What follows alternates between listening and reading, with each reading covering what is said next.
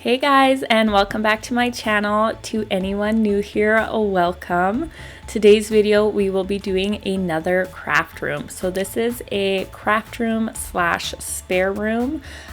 So we are going to be working in here, decluttering, getting it organized, and honestly the result was so amazing. This woman was absolutely lovely to work with and she did so good. I have a clip at the end of how much stuff she got rid of and I am just so proud of her. So I know a couple of you had mentioned that you want to see more like explaining in the videos or even some longer videos. Unfortunately, this one is on the shorter side. It was very difficult to get angles in this room. It is a smaller room. If you've been on my channel before, you know that most of the homes that I work in are the older style homes where we're doing the big declutter. People that have been there for many years, and you know, these homes are unique and they were built, like I said, many years ago. So some of the spaces are awkward and like weird to work with.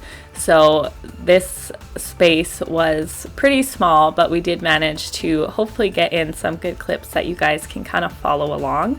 And I'll just kind of explain what we did here. So we just kind of jumped in and started on the desk, and what I did was I grabbed a bin for things that we need to relocate. They are staying in this room, but we just hadn't found a spot yet for them. So that is one tip that I have if you are doing a big area and you know you want something in its own spot, but you don't have that spot yet or it's not available yet. You haven't got to decluttering there. Get a bin.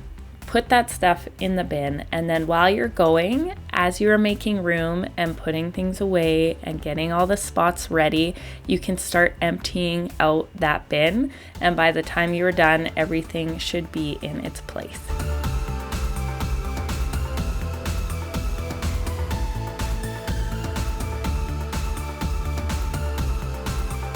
So she went through and got rid of probably at least half of her little tools. She does like to make jewelry, so she's got little tiny tweezers and different tools that I really don't know what any of them do, but she did really good. She got rid of so many, and now they are all organized in a drawer unit on like what their uses are. This bin, I feel like everybody probably has one of these in their home. It was just shoved under the desk. It was full of random cords, like a couple odds and ends, and just things that were kind of in a giant knot.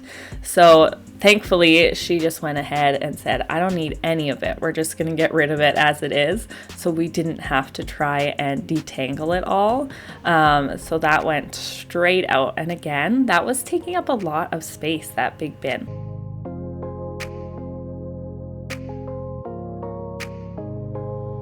This cupboard here is her photos and keepsake kind of items, cards and things. She is planning on over the winter going through and making packages for family members. But at this point, we were not ready to go through any of that. And that is something that she is going to be doing on her own. So what we did was we just binned everything up and made it look less daunting in there. When you opened it at first, it was like, oh my goodness, like where do you even start? But at least now, if she wants to just pull a bin out and work on it, it doesn't look as scary when you first open that door.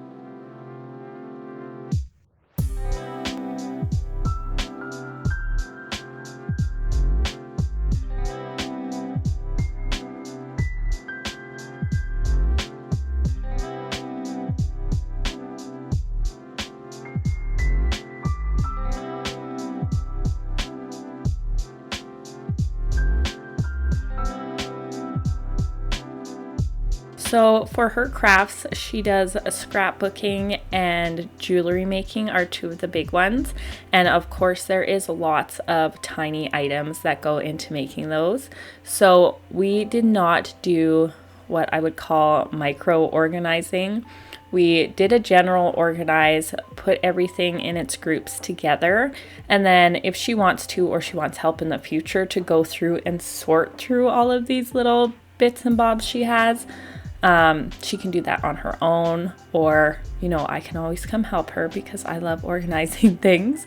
But for today, we just did a general organization of all the supplies. I guess that would be one tip that I have for you, is if you are doing a big project like this, try your best not to get into the micro organizing. Once you have organized your space and you have things like grouped together where you want them to be, then you can kind of one at a time go through and start micro organizing if that's something that you want to do.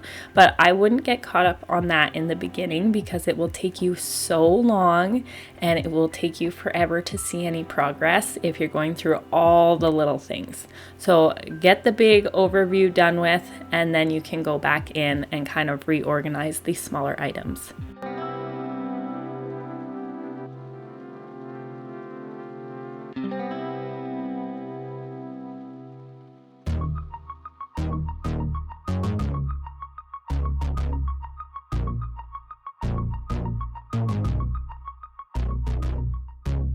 So what we decided in this room was her desk area was going to be where her craft stuff and her craft supplies were. And when we first started, I really wasn't sure it was all going to fit, but we managed to get rid of so much stuff, and everything fit nicely in this craft area she has here. And then that left the other shelf open. We separated out the kids craft stuff. She does have some grandkids that spend a lot of time with her, so we have their own space now on the other side of the room.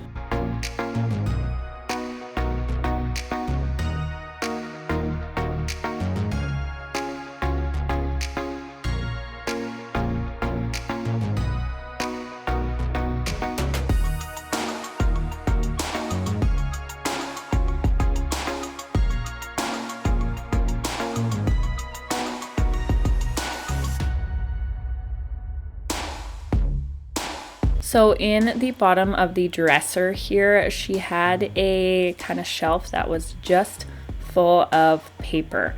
So what we did is went through it, and we actually put it in one of the drawers in the craft area desk. So that way it made more sense. There was not just a pile of random papers that you could constantly see. And then we separated out again any of her scrapbooking items and put them with those supplies.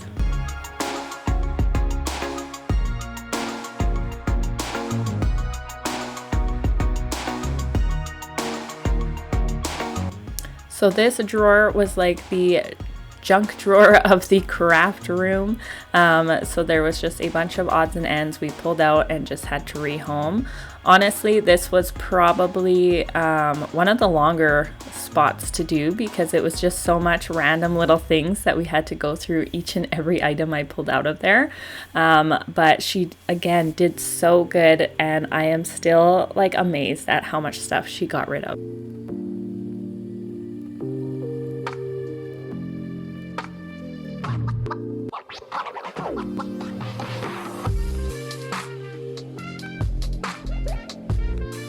So here is where I am separating out the kids' books, the coloring books, and then there is a bin of the kids' craft stuff.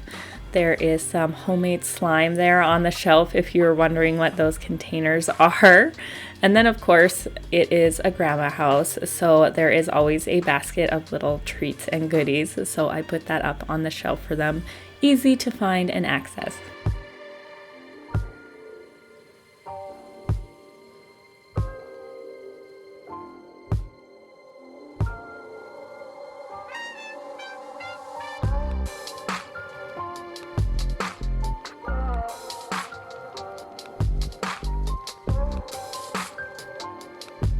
So this bin here is the labels, Christmas items, for like gift wrapping and then envelopes.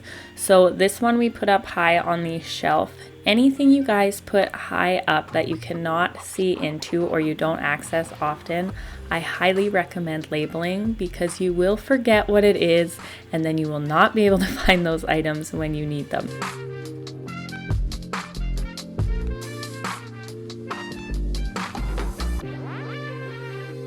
These are all of the empty bins and containers that we went through and ended up not needing. So in this case, I did purchase some matching bins for her. I just really felt like she needed that in her space, and that is totally unnecessary. Use what you have. If you want to get fancy bins, go for it, but that is not a essential, I guess, when you are organizing and decluttering. I love some of the people commented that they use cardboard boxes. You can cut them to size, you can decorate them, they're easy to recycle. Use what you have. Don't get stressed out over purchasing bins and buying the right ones. So here is a look at the stuff that she got rid of. There is more that I had already put in my car, so I will insert that clip here coming up.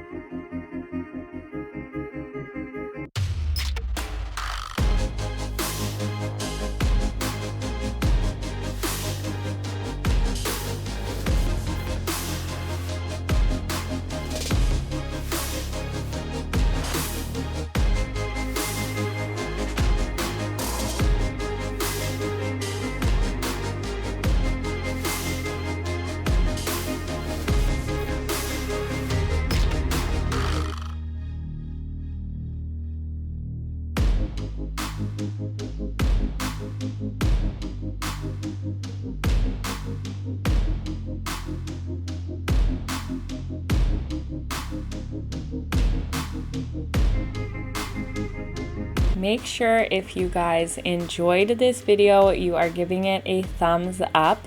And if you enjoy the real life decluttering and organizing content, make sure you subscribe to my channel. I am here just doing what I can with what I have and trying to help people out on the way. I'm having so much fun here on this channel, so thank you for everyone who has subscribed and is allowing me to be here and be thriving.